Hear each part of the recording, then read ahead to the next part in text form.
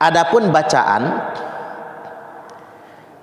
tasbih sujud itu menurut 4 madhab sepakat bacaan yang paling dianjurkan adalah membaca subhana rabbiyal a'la. Itu 4 madhab sepakat. Bacaan yang dianjurkan adalah subhana rabbiyal a'la atau subhana rabbiyal a'la wa bihamdih 3 kali. Ini 4 madhab. Tapi tidak mengecualikan adanya bacaan-bacaan yang lain, tasbih-tasbih yang lain. Cuman itulah sebabnya mengapa di semua buku pelajaran sholat yang ada di Indonesia ini semua mengajarkan subhana rabbiyal a'la wa bihamdih 3 kali. Karena memang imam 4 madhab itu bersepakat bacaan yang paling dianjurkan tasbih sujud adalah subhana rabbiyal a'la. Baik, kita baca beberapa keterangan.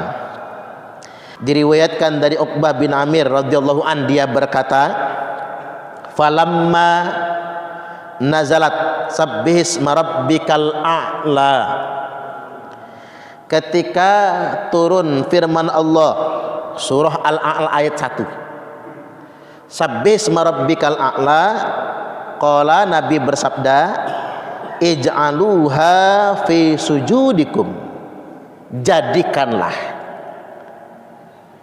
ayat ini bagian dari sujud kalian. Cuman jangan dibaca persis, jangan dibaca sabbihisma rabbikal a'la, jangan. Karena ayat Al-Quran makruh hukumnya dibaca ketika ruku dan ketika sujud. Nah, bagaimana cara menjadikan ayat ini sebagai bagian dari sujud?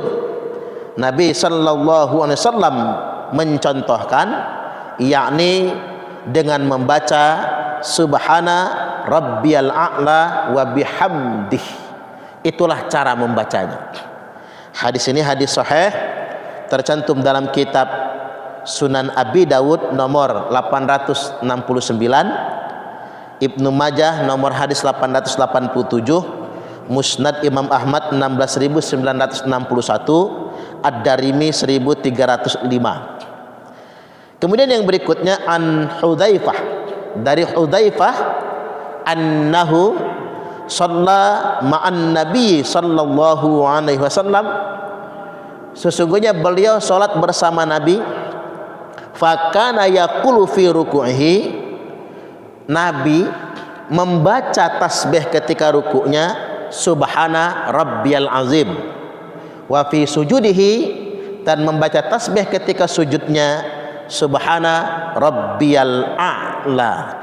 Hadis ini sahih Muslim 772, At-Tirmidzi, Sunan At-Tirmidzi 262, Sunan An-Nasa'i 1008, Sunan Abi Dawud 871, Sunan Ibnu Majah 888, Musnad Imam Ahmad 22.279, dan Sunan Ad-Darimi 1306. Nah, inilah bacaan tasbih sujud yang paling direkomendasikan oleh ulama 4 madhab. Itulah mengapa di Indonesia, bahkan di dunia internasional, umat Islam paling banyak mengamalkan subhana rabbiyal a'la atau subhana rabbiyal a'la wa bihamdih. Kemudian yang berikutnya, para ulama tidak menampik adanya zikir-zikir yang lain yang juga diamalkan Nabi ketika sujudnya. Apa itu? Yakni yang berikutnya, diriwayatkan bahwasanya Nabi sallallahu alaihi wasallam yukthiru ayyaqula fi ruku'ihi wa sujudihi, beliau memperbanyak bacaan ketika ruku' dan sujudnya dengan membaca subhanakallahumma rabbana wa bihamdika allahumma gfirli. Itulah mengapa di Indonesia ada saudara-saudara muslim kita ketika ruku sama sujud ini yang dibaca, subhanakallahumma rabbana wa bihamdika allahumma ghfirli. Ini bacaannya. Ruku bacaannya ini, sujud juga bacaan ini. Dibacanya sekali. Kalau yang subhana rabbiyal a'la dibaca 3 kali. Hadis ini tercantum dalam kitab Sahih Al-Bukhari, nomor hadis 4967, Sahih Muslim 884, An-Nasai, Sunan Abi Dawud, Sunan Ibnu Majah, dan dalam kitab Musnad Imam Ahmad. Nah ini versi kedua. Cuman saya tuh dengar suara sumbang di tengah-tengah orang awam ngomong begini, Pak, yang sahih itu bukan subhana rabbiyal a'la wa bihamdi, tapi yang sahih itu subhanakallahumma rabbana wa bihamdika allahumma ghfirli. Kalau ada yang ngomong begitu berarti dia orang awam. Kalau ada yang ngomong begitu, mana ada orang ulama warasatul anbiya yang mengatakan yang sedemikian rupa. Seolah-olah begini, ini memang kerjaan orang awam, terutama orang Wahabi anyaran. Tahu Wahabi anyaran, Pak? Baru nyunah, celana baru cingkrang gitu ya, janggut baru panjang gitu, sholatnya ngekep begini, ya itu Wahabi anyaran namanya. Wahabi anyaran itu kan maunya tampil beda dari umat muslim yang umumnya ada di Indonesia. Dikira dia umat Islam di Indonesia ini goblok, dikira dia nggak ngaji, padahal mondok semua di pesantren kan.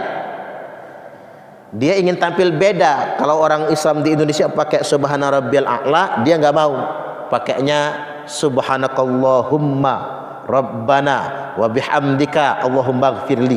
Hadisnya Sahih Bukhari, Sahih Muslim.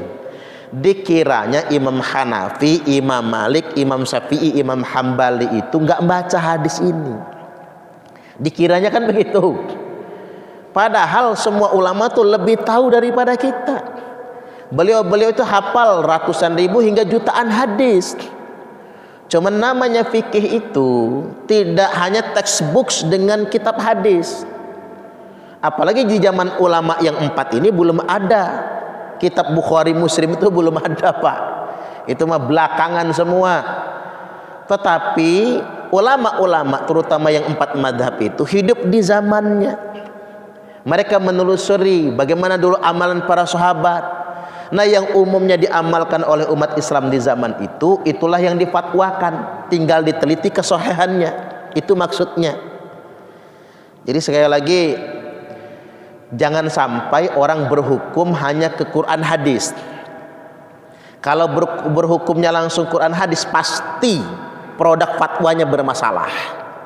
Apa yang dia anggap benar akan bertentangan dengan ulama-ulama ahlu sunnah wal jamaah. Apa yang dia anggap benar bahkan bisa bertentangan dengan para sahabat Nabi. Karena ngapa textbook?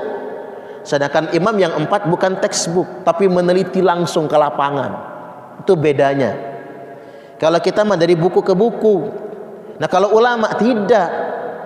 Saya ulangi sekali lagi, para ulama dulu meneliti hadis itu langsung ke lapangan. Ini hadis diriwayatkan dari si fulan, ditanyain, ditelusuri untuk memastikan kesohihannya. Ini masyarakat muslim pada umumnya amalannya begini. Belajarnya sama siapa, gurunya siapa. Sampai enggak ke sahabat Nabi, dari tabi'in ke sahabat Nabi, sampai enggak ke Nabi sendiri. Baru difatwakan, dikaji. Ujuk-ujuk orang sekarang hanya bermodalkan kitab 1-2 kitab hadis berani berfatwa. Itu yang rusak sebetulnya. Jadi kembali lagi, tidak boleh kalau ada orang yang mengatakan hadis ini lebih sahih daripada yang diamalkan oleh para masyarakat. Itu ngerusak betul itu, Pak. Semuanya sahih. Cuman ulama 4 madhab mengapa menfatwakan subhana rabbiyal a'la wa bihamdih? Karena itulah yang umum diamalkan oleh masyarakat muslim di zaman itu, diamalkan para tabi'in dan diamalkan oleh para sahabat Nabi. Dan yang paling ngerti sunnah Nabi adalah para tabi'in dan sahabat Nabi. Tetapi tidak menutup kemungkinan Nabi juga mengamalkan bacaan yang lain. Mengapa bacaan yang lain banyak tidak diajarkan ulama? Tujuannya biar tidak membingungkan jamaah, itu maksudnya.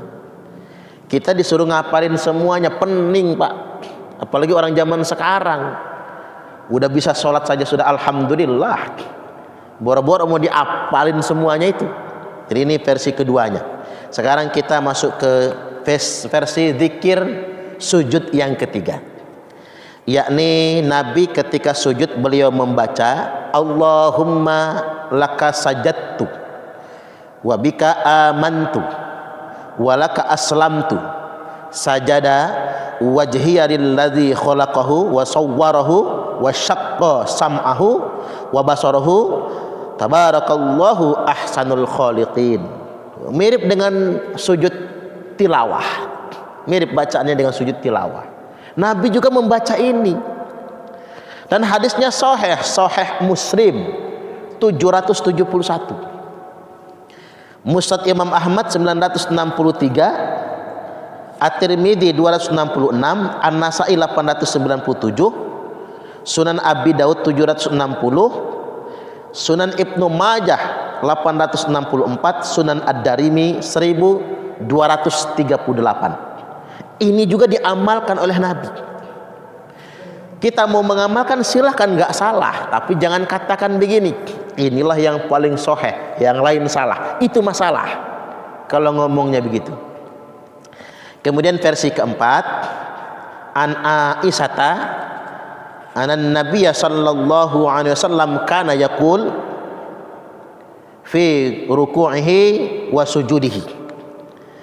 Dari Aisyah dia berkata, sesungguhnya Nabi sallallahu alaihi wasallam membaca di dalam rukuk dan sujudnya subuhun qudusun rabbul malaikati warruh, mirip dengan wirid habis salat witir, subuhun qudusun rabbuna wa rabbul malaikati warruh. Tapi di sini rabbunanya dihilangkan, subuhun qudusun rabbul malaikati warruh. Sahih Muslim nomor hadis 487, An-Nasa'i 872. Sahih juga. Mau mengamalkannya juga boleh waktu sujud atau rukuk, subuhun qudusun rabbul malaikati warruh, boleh. Wong Nabi mengamalkan ini juga. Yang kelima, Nabi mengamalkan, saya baca dulu nomor hadisnya Pak. Sahih Muslim nomor 487, Sunan Abi Dawud 872, An-Nasa'i 1048, Musnad Imam Ahmad 23543, dan dalam kitab-kitab hadis yang lainnya. Yang kelima, dari Auf bin Malik Al-Asja'i dia berkata, qumtu ma'a Rasulillah sallallahu alaihi wasallam, aku sholat bersama Rasul, dan Nabi mengucapkan yaqulu fi ruku'ihi, Nabi membaca ketika rukuknya subhana dzil jabaruti wal malakuti wal kibriyai wal azamah. Ini dibaca Nabi juga dalam rukuk maupun sujudnya. Hadis ini tercantum dalam kitab Sunan Abi Dawud 873, Musnad Imam Ahmad 23.460. Yang keenam, di dalam sujudnya Nabi juga membaca, kata Abu Hurairah, kana yaqulu fi sujudihi, Nabi membaca ketika sujudnya Allahumma ghfirli dzambi kullahu diqqahu wa jillahu wa awwalahu wa akhirahu wa alaniyatahu wa sirrahu. Ini Nabi juga bacain ketika sujudnya. Sahih Muslim 483, Sunan Abi Daud 878. Yang ketujuh sekarang, Nabi membaca kata Aisyah di dalam sujudnya, Allahumma a'udzubika biridhaka min sakhatika wa bimu'afatika min uqubatika wa a'udzubika minka la uhsi tanaan alaika anta kama atnaita ala nafsik.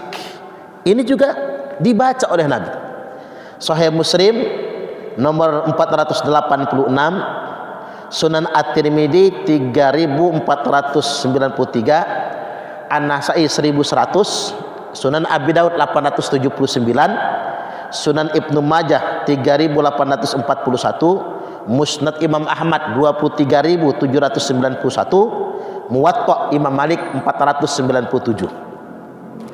Selanjutnya yang ke-8, Nabi juga membaca Rabbi a'ti nafsi taqwaha zakkiha anta khairu man zakkaha anta waliyuha wa maulaha. Ini juga dibaca oleh Nabi. Musnad Imam Ahmad 25.229, Sunan An-Nasa'i 1124. Jadi ada 8 zikir diantaranya yang Nabi baca ketika sujud. Kalau kata Syekh Nawawi Al-Jawi Al-Bantani, ulama Indonesia,